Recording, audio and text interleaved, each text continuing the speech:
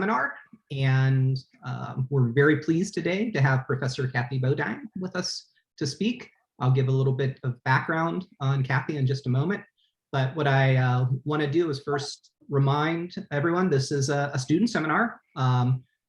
First and foremost, I want the students to be asking questions, and as always, we welcome questions during the presentation. You can stick it in the chat if you'd like, and Tammy then could call on you. It's probably the best way of doing it. And of course, we'll have a session at the end with time so that Kathy can answer any questions. So I'm really pleased to have Kathy with us today. She kind of embodies what I think more of us should be doing in academia. We all think our research areas are important, and they are. And we all think, what we're doing helps society.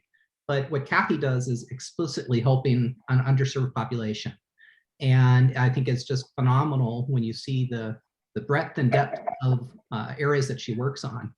So Kathy did her PhD at University of Colorado, Denver, and is currently an endowed professor with the Coleman Turner Endowed Chair, and also a professor in BE, and does most of her work really over with Anschutz through that relationship that we have.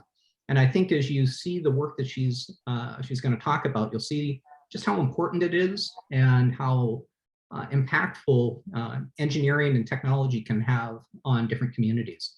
So again, with that, Kathy, please.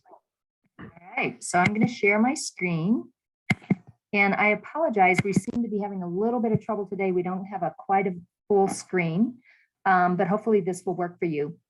So what I'm going to talk to you about today is something that I've been passionate about for my entire career, and that is how do we research and develop technology for people with disabilities and those aging into disabilities, and how do we use today's current innovations to improve things around the world.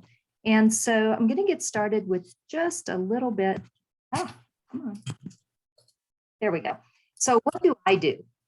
Well, I do run around a lot, so that's why the shoe. But basically, I'm the executive director of the Coleman Institute for Cognitive Disabilities, and this is an institute that's really focused on researching and developing technology to help people who have cognitive impairments. That can be anything from someone who's older, perhaps with dementia, someone who's had a traumatic brain injury, someone who is born with a cognitive disability or otherwise acquires it during their lifetime. I also direct the Center for Inclusive Design and Engineering, which is an amazing team of about 25 people who focus on the lived experience of people with disabilities and how technology can improve their lives. I also direct the innovation ecosystem for the Colorado Clinical Translational Sciences Institute, which is out at Anschutz. And so if any of you as students stick around and maybe you have a great idea with one of your professors and you're developing new technology, I can work with you to help you learn how to move your technology from ideation to commercialization. So that's what I do for faculty and staff, primarily at the med school. And I'm also an associate professor in the Department of Bioengineering, where I teach bioengineering students who are really interested in getting into this field. So that's just a brief. And then, so what is it that we do though? We combine education, engineering, end users, and clinical practice. And I'm going to talk a little bit about how that works, okay? But first, it's really important to have a core definition for what disability is. And basically, when someone has a disability, it means that some of their everyday functional performance is impaired in some way. And that performance doesn't just occur in a vacuum, it occurs in just one spot. It happens everywhere, at home, school, play. And so when you think about someone with a disability, they don't put their disability aside when they walk in the house or when they go to work. It's with them 24 hours, 7 days a week. And so we think about that very hard in our work. And I want to talk a little bit about some of the myths of disability. And the one that really probably bothers me the most is that we should feel sorry for people with disabilities. And that is simply not true. We certainly should have empathy and compassion for someone who might be in pain or have other issues that are impacting their lives, but we should never feel sorry for someone just because they have a disability. People with disabilities are just like you and I. They want to go to school, they want to go to work, they want to have fun with their friends, they want to hang out at the bars, they want to get married, they want to have kids, many of them. And so we seem to have this notion that we should feel badly for someone with a disability, and that's the last thing someone with a disability wants. What they would like or prefer is that we treat them with the same respect we treat everyone else in our life. So what's the problem space that I'm working in? Well, there are over 1 billion people with disabilities living in the world. Okay, so if you think about that, that's a pretty big number. But let me tell you what's going to happen next. Okay, by 2050, which is certainly, if you're a student, this is certainly in the middle of your career, that number is going to double. By 2050, there will be 2.1 billion people living in the world with a disability. So what does that mean? Well, it's quite interesting and quite impactful. 25% of those people will have a severe disability. That's 560 million people. And then we still have that other 1.8 billion or so that will also be living with a disability. So as we age, one of the things that is so important is that 87% of older adults want to age in place. Now remember, these are folks that may have a disability. 1 in 2 people, in fact, will have a disability as we get over the age of 65. But by 2025, that is less than 3 years away, we will have a collective shortage of about 500,000 home health aides, 100,000 nursing assistants, and 29,000 nurse practitioners if we continue to provide care in the same manner that we do today. So those numbers are really interesting. And there's something we have to pay attention to because, as I said, 1 in 2 of us will have a cognitive, visual, hearing, or mobility disability once we get over 65. The other thing that is happening, and this has just been an absolute explosion in the last few years, in 2020, we had a $58.5 billion US number on the use of technology for people with disabilities, and that includes durable medical equipment as well. By 2050, that number is $158 billion. I don't know how much money you plan to make in your career, but my guess is you may not make enough money to pay for my nursing home care. And so that's something that we really have to think about here in the US.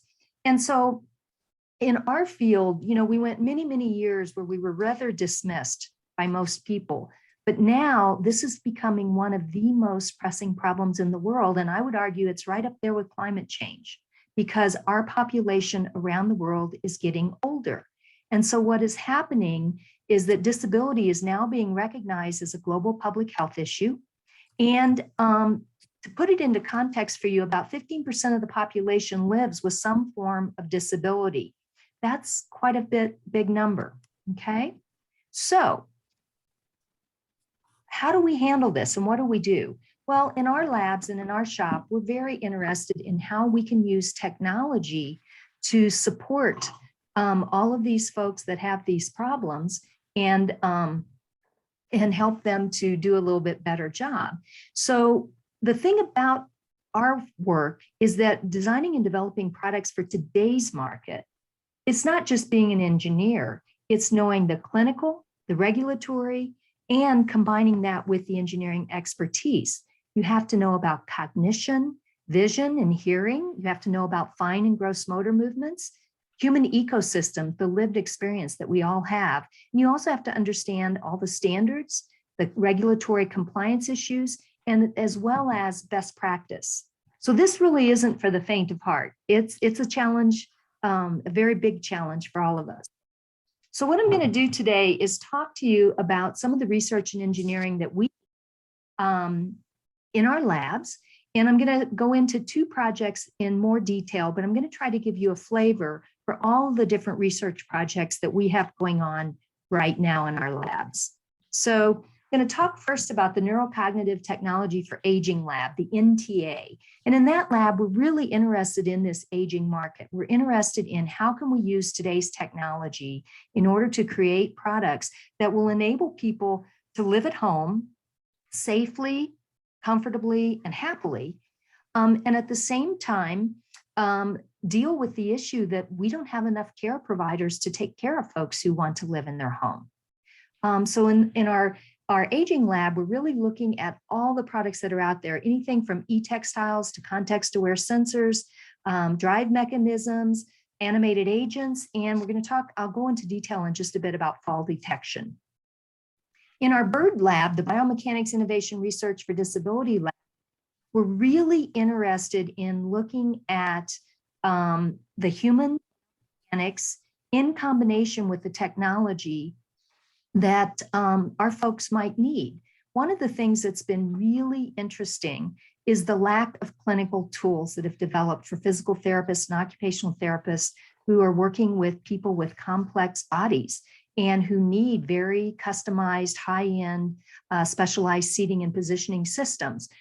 All we really have today is a tape measure and something called a goniometer, which is kind of looks like a protractor, and it allows you to measure angles on the human body. So one of the things we're working on is developing a three-dimensional spatial orientation palpation device so that we can measure relative angles, absolute angles, and linear body or body dimensions for wheelchair seating and positioning. In other words, how can we automate this measurement and how can we make it super accurate?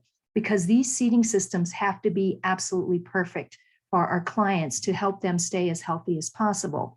We're also looking at how can we, for low-resourced countries, how can we provide a power assist for manual wheelchairs? If you're propelling a manual wheelchair, the average person propels their chair with 3,000 strokes a day. And so that can tear out your shoulders and create lots of additional problems for the individual. So we want to do something that gives you a power assist. Going uphill or you hit a curb, you have extra power. And for low resource countries where they don't have batteries and electricity and all those good things, how can we do it? So we've been working with one of the physicists at UC Denver and a student to develop a mechanical system that will give an extra push to that manual wheelchair. We're also, we do a lot of work with international standards. I'm currently working on an international standards board where we're looking at navigation aids for people with cognitive impairments who want to ride public transportation. So if you think about it, if you have a memory impairment and you get on the bus and you need to go to work, maybe you might not remember to get off at the right stop. So what are some standards that we can develop so that as engineers develop all of these different apps that might support someone on public transportation, we want to make sure that they all work similarly and that they all adhere to a certain level of development. And so that's something that we work on. And then, of course, clinical guidelines. How do we manage measurement? How do we manage assessment? All of those pieces and parts are really important for standards work. Okay. So, Kathy, yes. can I ask a quick question? Sure. So how do people find you? Like are you referred by physicians? Is it strictly a referral basis? Do they look you up in the phone book? How do they find you? Oh gosh, we get a lot of word of mouth, frankly, because our clinic is incredible. I'm so incredibly proud of our clinicians. They're literally the best in the world at what they do. We do beyond wheelchairs. We do augmentative communication, kind of the Stephen Hawking's thing for people who can't speak. There's computer access. There's all kinds of different things that we do, all related to technology. So people can go to our website, which is the Center for Inclusive Design and Engineering. Physicians also make a lot of referrals to us. We get referrals from schools, from the Division of Vocational Rehab, individuals. We have families that have actually moved to Colorado so they can be seen in our clinic. It's pretty amazing, really. Thank you. Mm-hmm. I'd love to ask more. Do you think that ecosystem is where it should be, like kind of the back and forth between individuals and technology, the opportunities, or is it, you're one person doing it, one group doing it? What do you think, the demand is versus the supply, I guess, if you know what I'm asking? I do, I think. What's really interesting, Doug, is up until just, I'd say 5 or 6 years ago, not a lot of people were paying attention. But with this aging demographic and this explosion and recognition that our Medicare will collapse under the weight of this aging demographic. All of a sudden, what we do is one of the hottest topics in the world. There aren't enough of us. The here at the University of Colorado, we are the only program in the world that combines clinicians and engineers in the same room. And I have looked worldwide trying to find someone else. We have a few university programs in the States, Georgia Tech, Michigan, and Pittsburgh, who do pieces, but no one does the comprehensive work that we do, and it desperately needs to be replicated everywhere. So it's really interesting. We are being overrun right now with opportunity. So let me ask one follow-up. Are there VC firms or private equity firms focused on this specifically? Are they developing around?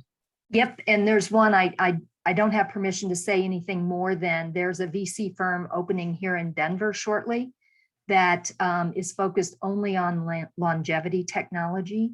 And these things are popping up everywhere. It is stunning. Yeah, it's growing. And there's I got to add, just, it's funny because if you watch those, they really, if you watch where the money's going, this kind of through the private equity and venture capital, that's what's going to be big in a few years from now. And students should be looking at that.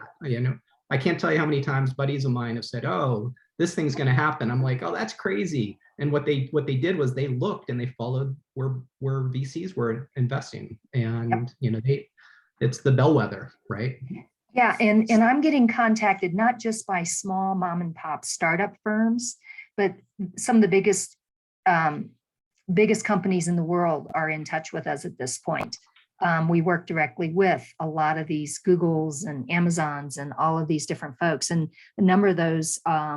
So Amazon, Google, IBM, Microsoft, a couple others, they're on my advisory council. That's how much attention they're paying to this. They have folks dropping in now. And so it is the future of tech, frankly. Thanks, Tammy, for thinking of that question, which sparked a whole bunch of thoughts. Yeah.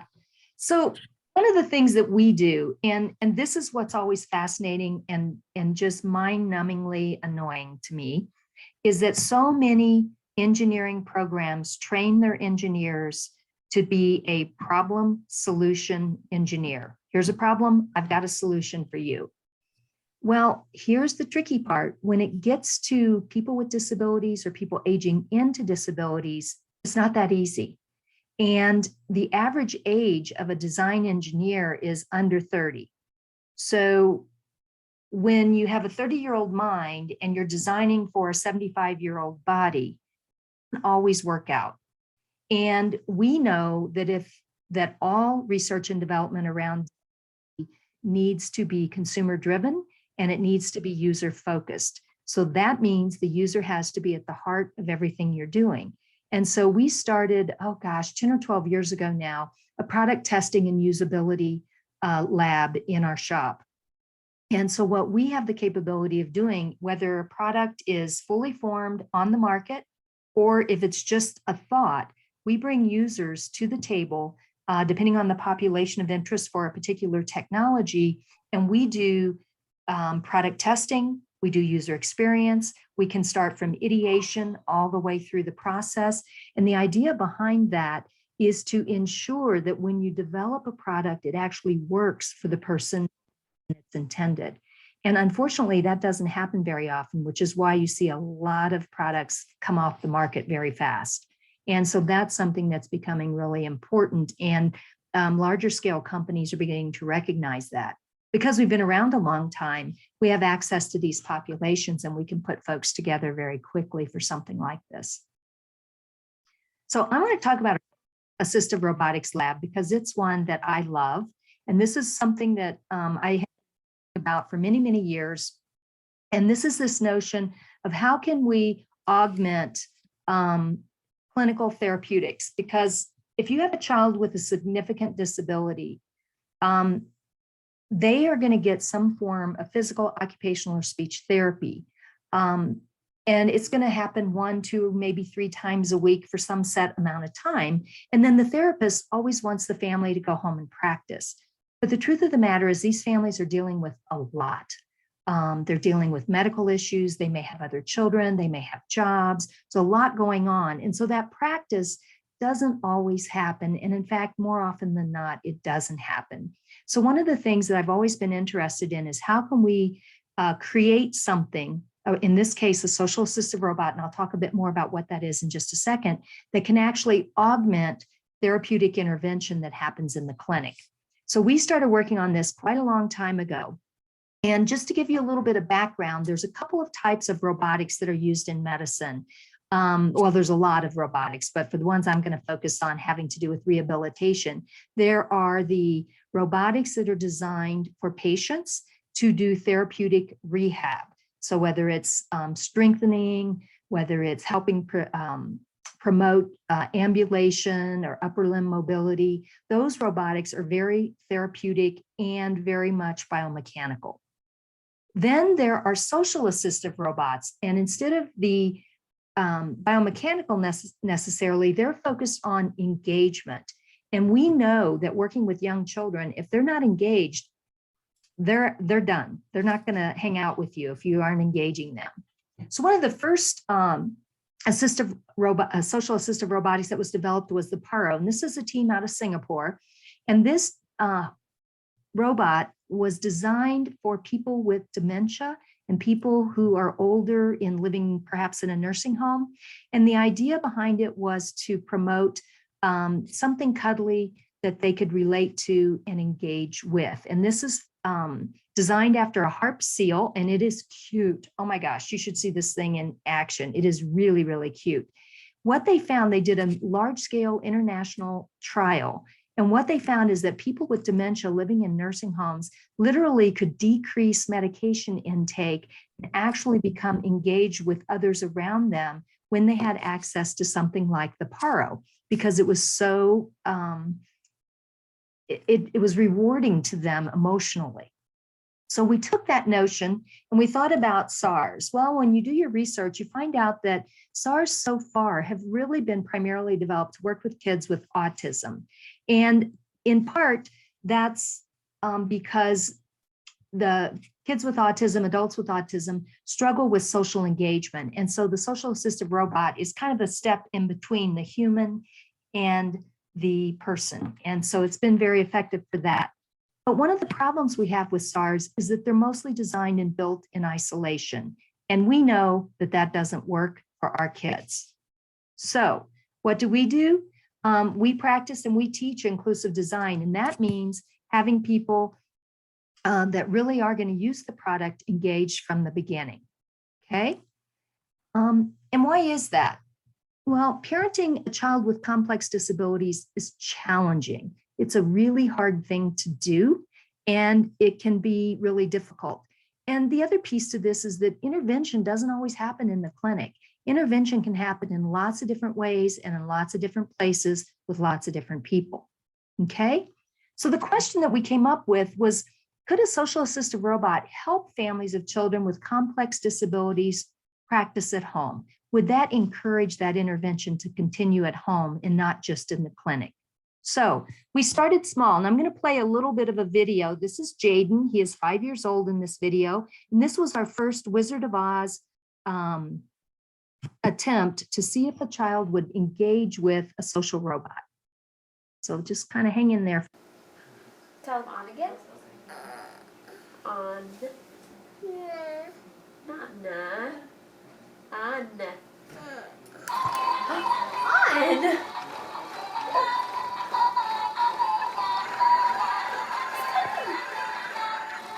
Mwah. Did you give him a kiss? Give me another kiss? Put your head up if you want another kiss. Put your head up if you want a kiss. Mwah. Put your head straight or else he can't come.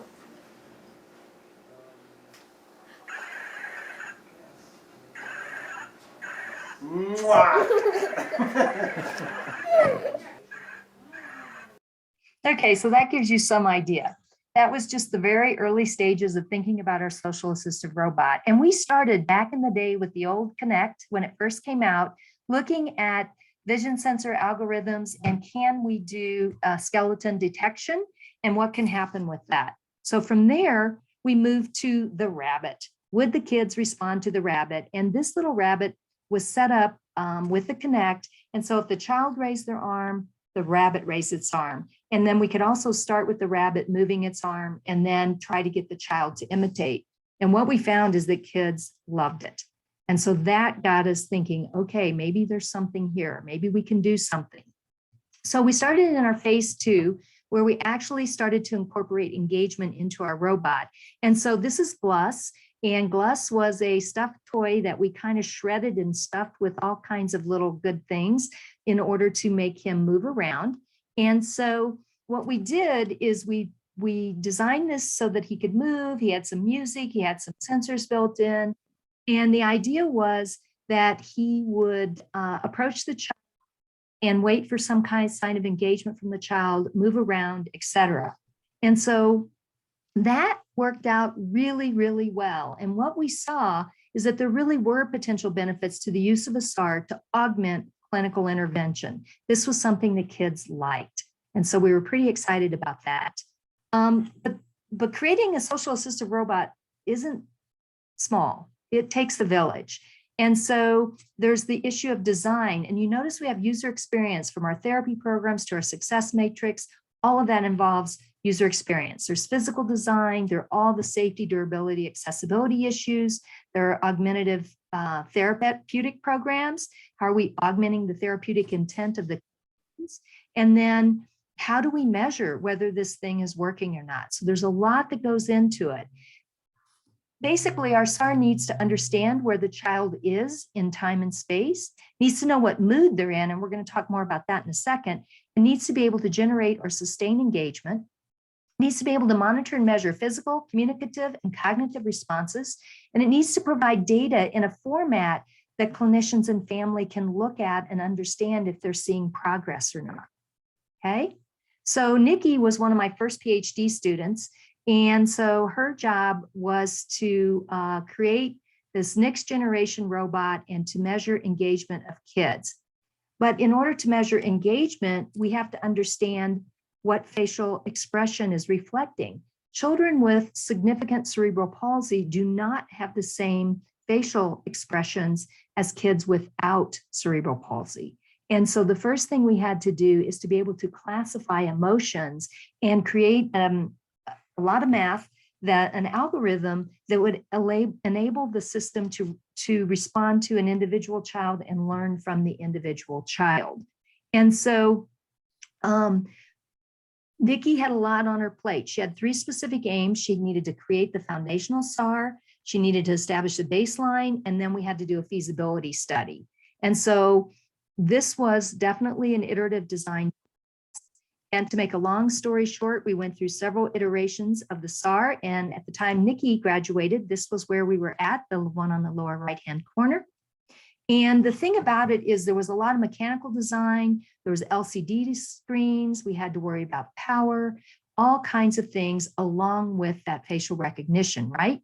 And so in order to do the facial recognition, we had to determine the classes for the multi-class classifier with using subject matter experts. So clinicians who understood what those facial expressions meant and what they were reflective in the child, okay?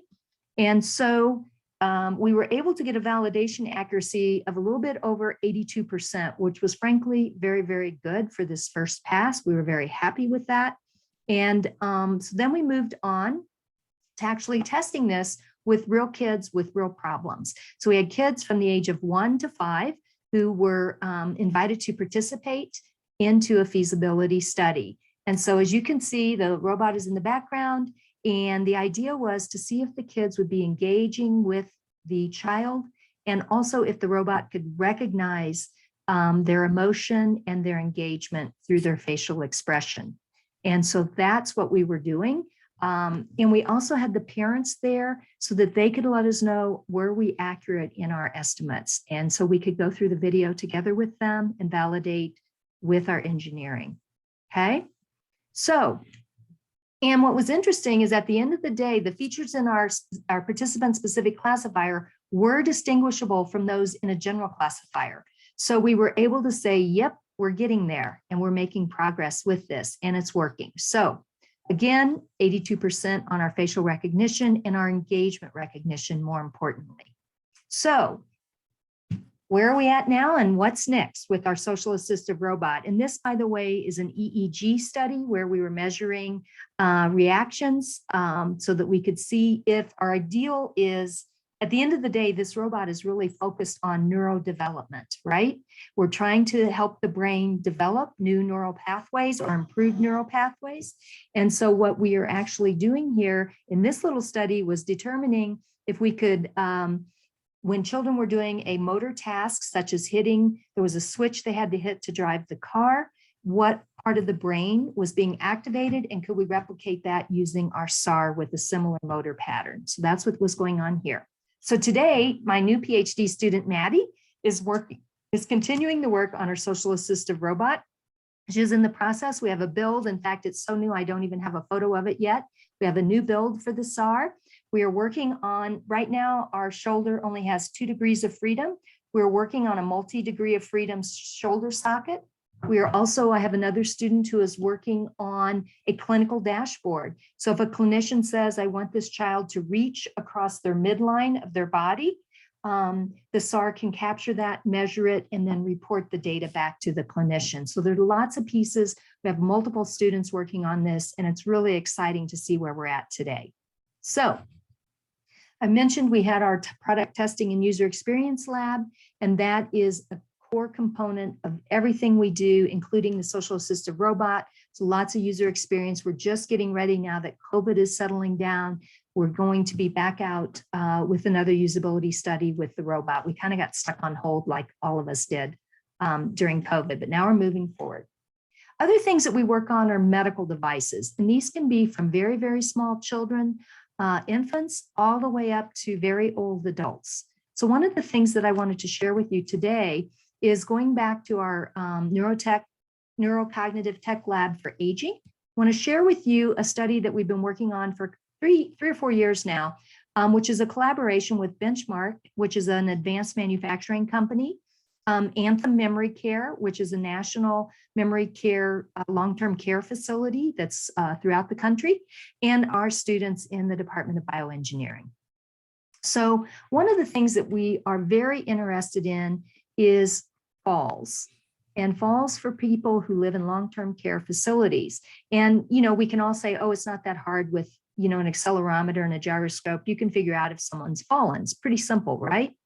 It is, but there's more to it than that. You can actually go online if you're interested in this website. This is from a publication in The Lancet, and this is looking at the types of falls that occur with older people.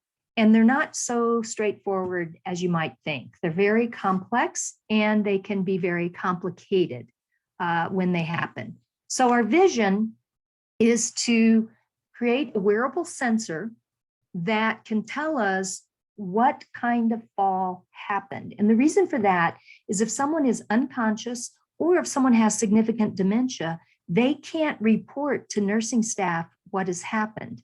Sometimes they get up and start wandering around and don't even realize they're hurt. And so what we want to do is have real-time notification to the care provider when something happens. We want to know what kind of fall, what were the impact forces, you know, how can we triage this fall, and where would the likely points of trauma be?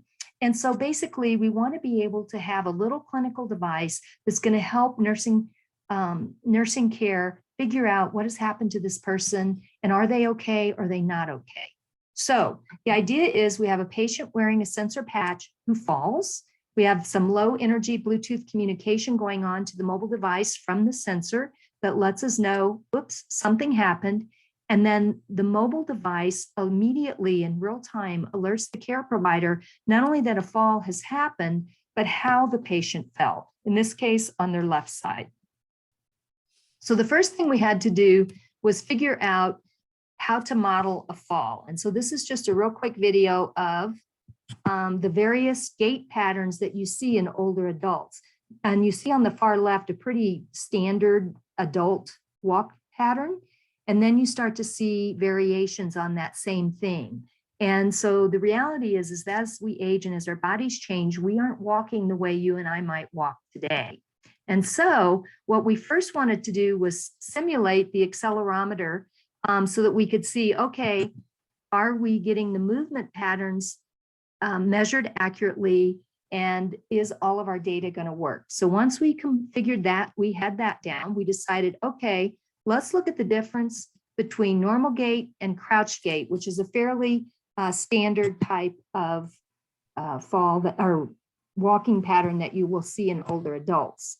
So in this one, come back here. You can see that crouched gait pattern. And so the idea is that we needed to be able to model that, and we also needed to simulate that. Then we needed to begin to simulate how older adults fell. And so this is just one fall simulation played at half speed. You can see the fall and notice that their head and hip and arm all hit the floor with a great deal of force. And so that's very important when you're trying to figure out what's going on. So what we did from that first simulation, then, if you look on the right side, you'll see the sitting fall, the standing backward fall, the standing forward fall, etc. These are the top types of falls that occur with older adults, particularly those living in long-term care facilities. And we needed to get that classification system to be as accurate as possible. At the end of the day, we're over 92% accurate on classifying these major types of falls. And so going back to our system, what we then did was upload everything in. We have a mobile device application that is the Katie developed. And so now we can replicate the fall, or we can identify the type of fall that has occurred, where the body is impacted, and what might have happened to them. Unfortunately, COVID stopped our real world test, so that's something we'll be gearing up to do very shortly. Kathy? Can I ask a question? Sure. And maybe you said this and I missed it, but have you, in that what you just described, have you used any of the subsequent analysis of, kind of the evaluation of the patient after the fall to back inform the models and the? That's a great question. And that was what we were getting ready to do when COVID hit. Because, we work with such vulnerable populations, all of our research was stopped. And so that's where we will go next.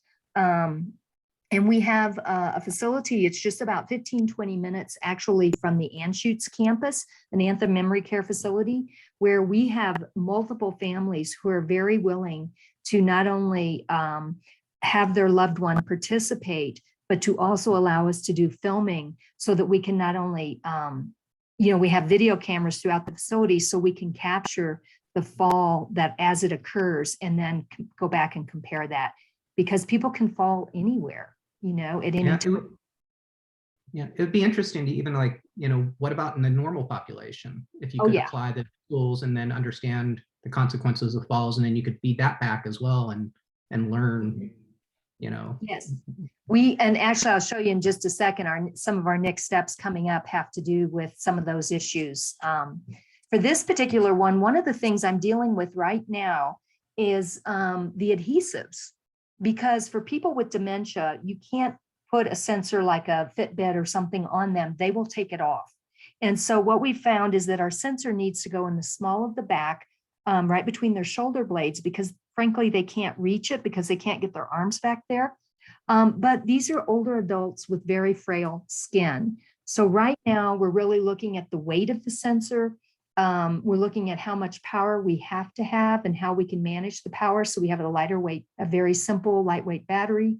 And then we're looking at the adhesives that are going to be used on this and whether or not that's going to tear fragile skin. So all of those things are being looked at now with the goal of moving into a pilot clinical study now that things are settling down a bit. But kind of taking it to another level, Doug, and maybe this gets to your point, one of the things that we want to create, the idea is if we can make this work in a controlled environment, semi-controlled environment, which is a long-term care facility, and we can validate, then wearable patches for home use could be very optional, a good option.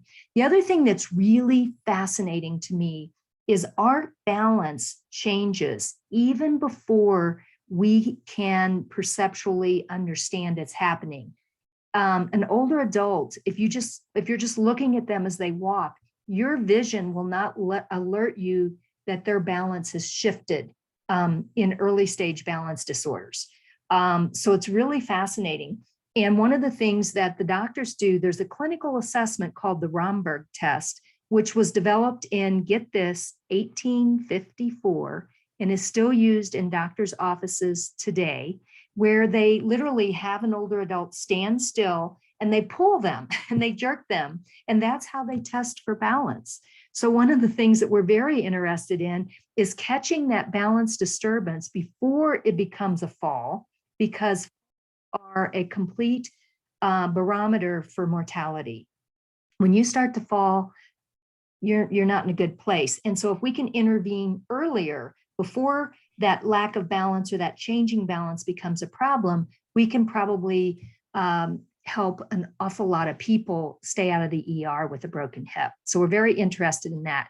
The other thing that our geriatric physicians at CU tell us is that gait speed, how fast you walk as you get older, is like the sixth vital sign. And there's literally an argument being made today that gait speed should be included, just like blood pressure, pulse, temperature, respiration, all of those things. They believe that should be another vital sign, because that also is a good predictor of how healthy you really are as you age. So that's another thing. I just have a student just getting started working on that one.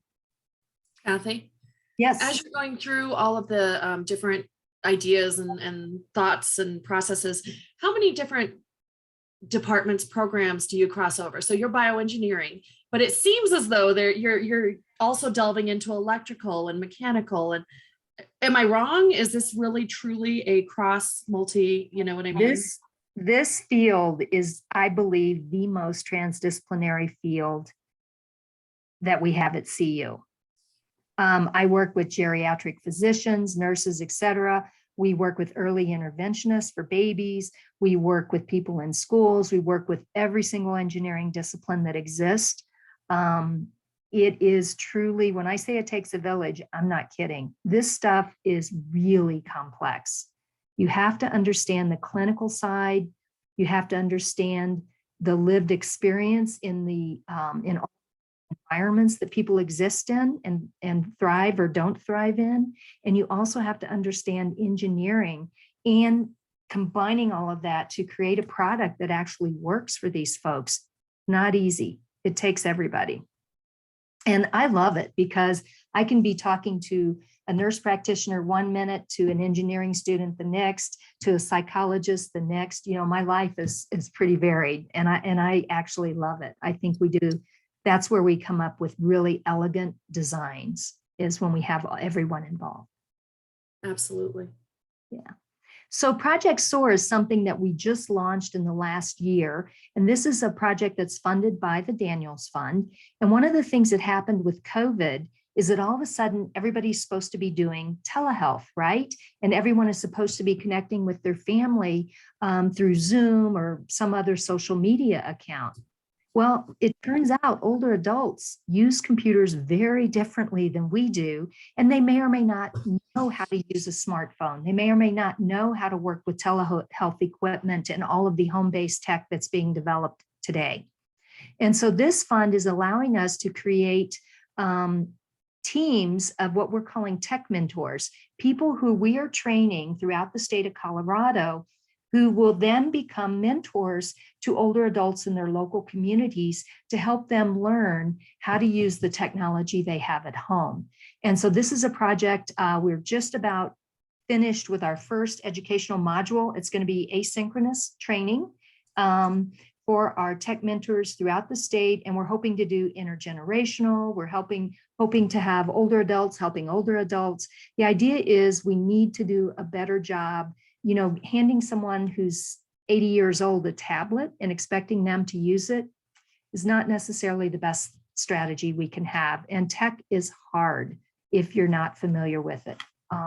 So this is a project that's near and dear to my heart and a lot of fun to work on.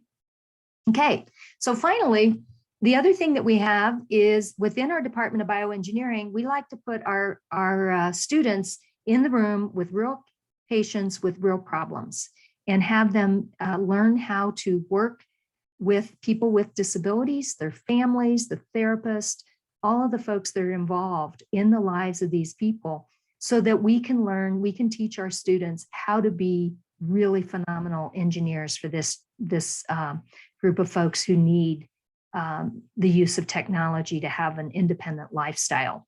So we have from, right now, I don't have any postdocs right now, but typically postdocs, PhD students, master students, undergrad students, and we just, less than 3 weeks ago, were awarded a new certificate program in inclusive engineering and design for folks that are interested in that. So that is a really fast overview and just kind of a top level look at some of the things that we do in our shop. So I want to give a shout out to all my teammates because they are the ones that make this possible. Of course, any questions I'd be happy to answer. I'm going to stop sharing for a second. Is the certificate program undergraduate or graduate or both? It is graduate right now. And if undergraduates, if they're, let's say that you do have someone from electrical engineering that hears about your program, is that something, how can they learn more, get involved, that type of thing? You can certainly reach out to me individually or my colleague Morris Huang, who's also PhD engineer faculty. And we'll be happy to talk to you and get you started on the path. You know, I want to convert as many people as possible. Okay, I didn't say you get to steal them into your program. And I see Morris is on the meeting today. Oh, he is. I didn't even see him there. Yep. So Kathy, thank you so much. And it's great because, you know, we've been talking for a couple of years now, and I still didn't understand the breadth of areas that you're touching on. I just, you know, Tammy and I have talked about you multiple times in terms of the cool work that you do. And I can honestly say that. So. Well, and like the SWAC program, I don't even think you touched on, right? That's the educational side of things. So Yeah. how many programs do you have under your, because you the different center, I don't know what you call them, but the different areas, how many do you is under that umbrella of CIDE? I kind of divided into 4 core areas. There's the research and development. We have our clinic. You saw just a few glimpses of that. We have our education, which is our academic education. And then we have community engagement, which is worldwide. Literally, we have traveled the world as a team. And that also includes, as Tammy mentioned, SWAC. So those are our statewide teams. I think we have roughly 67 teams, over 550 trained professionals who work in the public schools in Colorado. We provide professional development and training for them. We work with the state early interventionists for babies birth to 3. We're doing professional development training for them. We also have a 3 to 5 preschool development program. Governor Polis just awarded us $1.2 million to work with daycare centers around the state of Colorado because families with COVID started putting their kids with disabilities in daycare because they couldn't work and take care of their kids all at once. And these daycares don't know how to deal with these kids. They also don't know anything about the tech. So how do we get tech into daycares? So lots and lots of stuff. My team is phenomenal and crosses many, many areas. So students, do you have any, here's a question just popped up, but I'm going to engage the students to ask questions now. And I have 1 or 2 I could throw out there, but Tammy, do you want to call on Kevin?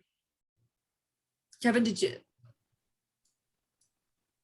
Oh, sorry, that was, I accidentally direct messaged Doug there. My mistake. So I was just, you had mentioned that you were enlisting tech mentors to assist the elderly patients. How does someone get involved in that program?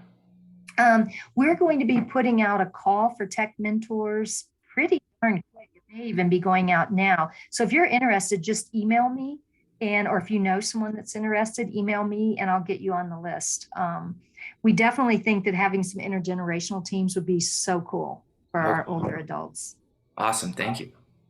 I was wondering on that too. It seems like there's a lot of inroads you could use. You could use libraries, you could use visiting nurses, You could use Meals on Wheels, that kind of thing, if that still exists. I don't know if that still exists even, Oh, but it's, there's all these things. Yeah. yeah, you're exactly right. We're even using senior centers in various communities. We started, it was really fascinating. We put together a group of community advisors for this particular project. We have every state agency that deals with aging involved. They're all worried. They all think and understand that these older adults need help. Our geriatric division at Anschutz sees over 475,000 older adults every year, which is stunning to me because, we have those clinics all over the state and hospital programs, et cetera.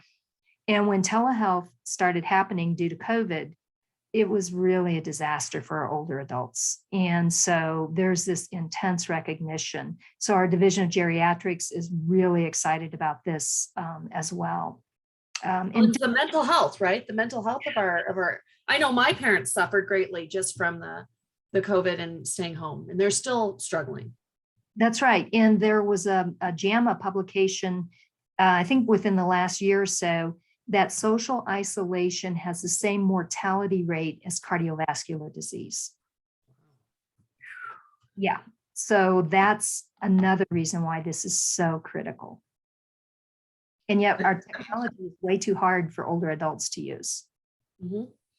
Let me I ask spend another- hours on the phone with my parents. So it's like, yeah, I get it. Let me ask another high level question. You mentioned earlier that engineers are taught incorrectly, and again, I kind of think of us as problem solvers. Yes. We solve a problem, we make something better. We don't do science, we improve something, right? So I'm curious both to that comment as well as just more broadly, what should we be exposing our engineering students to at undergraduate or graduate levels that we aren't now? What do we do to better approach this? Okay, that's a great question. Didn't say they were being trained incorrectly. I said being trained problem solution, right? And the problem with that is that when you deal with humans, particularly humans that have a difference, if you don't understand, so for example, let's say you want to develop people with multiple sclerosis lose the ability to regulate body temperature.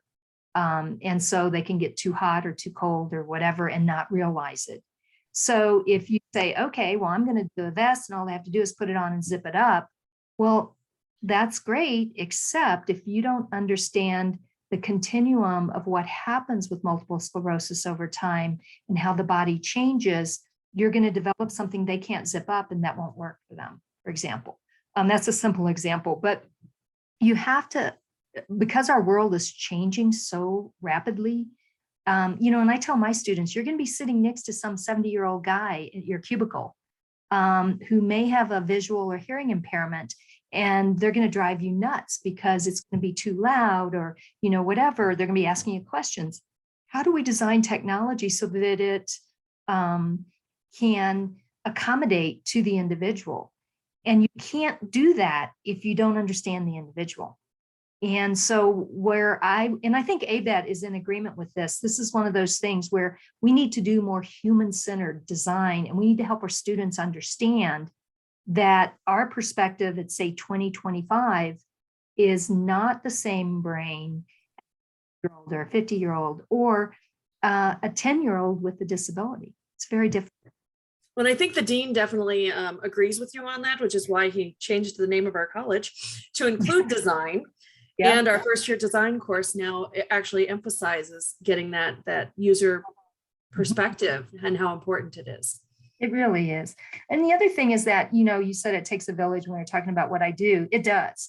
But what's also important is teaching that transdisciplinary nature of engineering and medicine. In other words, it's called role release. In transdisciplinary, you let go of your role. So I'm a clinician by training. I'm not an engineer. And so I have to let go of my clinical knowledge so that an engineer can use that information, and the engineer has to kind of let go of their engineering so I can kind of guide a little bit of where that needs to go. That's true transdisciplinary work. And so that's the other piece that we really need our students to learn, is how to work with all these disparate groups. and how to make better products as a result. Wonderful. Any other questions for Kathy? I have a question for Dr. Bodine. So I'm curious about inclusive website design. And this wasn't something that I was aware of, but a lot of websites are apparently not very inclusively designed. You are so right, Kelly. I have a guy, one of my team members is Jim Sandstrom. I'd put him right up there in one of the best ICT accessibility people in the country. We do a lot of work in that area because you're exactly right. The way we teach web development and coding does not necessarily promote inclusivity.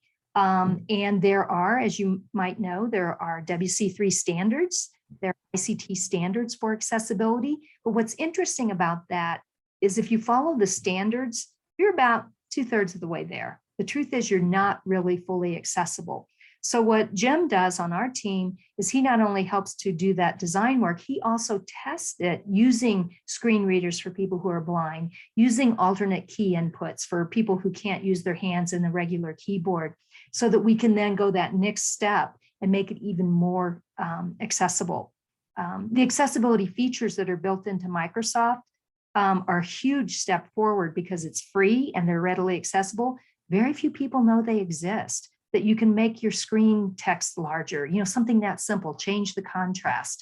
We haven't done a good job of even letting the general public know that stuff is out there. So even on our phones, right? It's all in there, but there's even getting people set up so that they know that it's there or how to set it up. Even when I'm setting it up, it's difficult. right. And Kelly, that's one of the things in our project Soar for older adults. One of the things we want to teach our tech mentors is how to help their client, their mentee, use the accessibility features and get them set correctly, because it's critically important. And it's interesting, even in the HTML space, there are little simple things you can do in terms of figure captions and things like that that profoundly make content more accessible. And they're very simple steps that you do at the beginning, and it should be there anyway, but people skip them. Yep. And and it's just, from when readers are trying to do something for people with visual impairments, they can hit these figures and they can say, oh, this figure is this, instead of no content. So it's not big steps. That's right. And, and I can give you a classic example. Back in the day, some of you may or may not have heard of DOS. Back in the day, when everything was keyboard generated, people who were blind were able to use computers, and they were very excited because for the first time they were part of the tech. Overnight, when we went to graphical user interfaces, every single person with a visual impairment got cut off the computer because they couldn't see the display. And so then we had to scramble to generate new ways to create graphical user interface accessibility. But sometimes we do things from an engineering perspective that seem very smart at the time, but it has such unintended consequences. And I think that's the other thing that I want our students across the whole college to understand is the unintended consequences for so many people around the world when we change or do something in a way that doesn't work well. So Brandon looks like has a question. Brandon, did you want to? I can also read it. Oh, I could ask it, yeah. Go ahead. Yeah, so what I gathered, I feel like there's just a lack of awareness about this. And like I'm including an example of that. So how do we change that, or like what's the next steps to kind of get that word out there? I think it's kind of, Brandon, it's a great question. Thank you. It's a top-down, bottom-up approach. What I mean by that is bottom-up means when you guys come into a college of engineering, we need to be training you more effectively so that you're fully aware of this as you move forward in your learning path. Also, and this is, those numbers I was throwing up at the beginning, 2.1 billion people living with a disability. The truth of the matter is right now, from the top down, from the president on down, we have a significant problem because we do not have the financial resources. In no country in the world over the next 20 years is going to be able to take care of their healthcare needs of their populations. if we continue on the way we are. So top down means federal governments. This last year, for the very first time, National Institutes of Health, the National Science Foundation included assistive technology and disability technology in their strategic plans. That is a first in my entire career to see that. So that's the kind of thing that has to happen. It has to be rewarding for someone like you to maybe have a well-paying job, have a place to go to where this is valued in order for it to work. And Because I think about it. Oh, I'm sorry. oh no, go ahead. It's like I've never heard about this. Like, if I was to like specialize in inclusive tech, like, would the money be there? Would I be able to, get those funds back for looking into that? Yeah. So that's what I'm wondering is it worth it? Of course, because that's how I have to think. Yeah, I think that's a fair question. And I don't know about you, but I had student loans when I graduated. So yeah, it's something you got to think about. The truth of the matter is it is happening overnight. And Doug's question about the VC early is spot on, because there are trillions of dollars that are being poured into this now, and it's only growing. You saw the tech market by 2050, they're saying 158 billion in the US alone. It is way bigger than that. Asia's already hit that aging demographic that we're right behind. So the jobs are going to be there for sure. They really are. That's interesting. Thank you. You're welcome. Any other questions? So thank you so much. Thank you. Really, really fascinating. And I mean, again, this is one of those things where I always learn when I talk to you. So thank you. Thank you. And thank you, students. I appreciate you being here today.